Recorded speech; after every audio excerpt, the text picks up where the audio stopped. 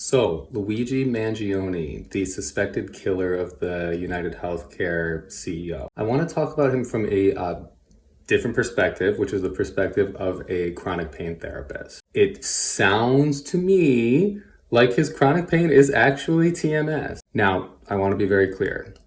Does TMS cause people to be killers?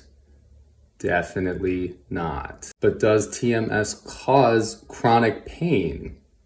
Definitely yes. And why not take the opportunity to look at a chronic pain current event? So I'm looking at this from a New York Times article. Mr. Mangione was suffering from painful back issues. His spine was kind of misaligned. He said his lower vertebrae were almost like a ½ inch off, and I think it pinched a nerve. Now, in the TMS world, that would be called a normal abnormality. And normal abnormalities do not cause pain. They may seem like they cause pain because underlying emotional and psychological issues are causing pain. And if there's any kind of abnormality found at the site of the pain, doctors typically incorrectly blame that for the pain. The pain was no small matter to a young man yearning for a normal lifestyle. He knew that dating and being physically intimate with his back condition wasn't possible. Tragic. But feeling like you have to limit yourself from being alive is the hallmark of TMS. It's clear from reading this article that Luigi had a failed back surgery, which is tragic. I mean, those surgeries can really mess you up, and probably wasn't needed in the first place. And they give information about his family of origin, which is like goldmine for therapists. Mr. Mangione came from an influential real estate family in the Baltimore area. Family owned multiple country clubs and a conservative radio station. Now, I hope for Luigi's sake that his family were like wonderful people, and totally possible that they were.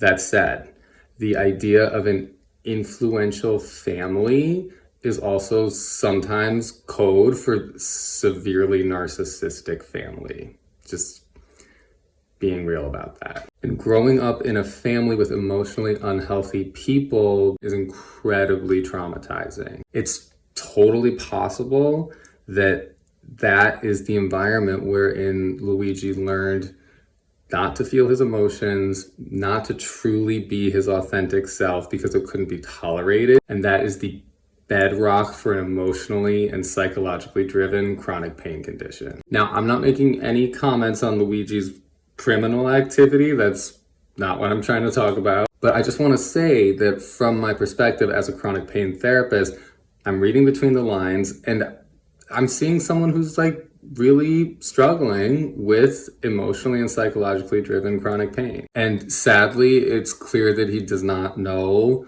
how to heal this condition. So his life is probably kind of ruined now. He will probably be in prison. Will his TMS go away because he's in prison?